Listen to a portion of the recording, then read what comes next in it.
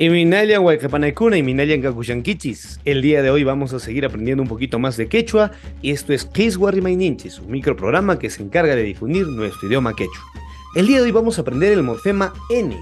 Así es, el morfema N que le da un sentido posesivo a los sustantivos. Detalle importante, este morfema N siempre se va a aplicar exclusivamente solo con sustantivos y su equivalente en el español vendría a ser su.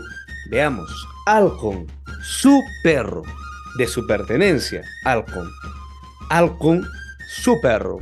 Warmi significa mujer y Warmin sería su mujer o su esposa. Chuku sería sombrero en quechua y chukun vendría a ser su sombrero. Wasi es casa y si yo digo wasin estaría hablando de su casa. Wawa, wahuaca, hijo. Wawan, su hijo. Coméntanos otra palabra que has podido formar con este morfema en los comentarios. Nojabanca, tupa kunanchis, tinku kunanchis camaña, jokpiña, hasta parlarizo.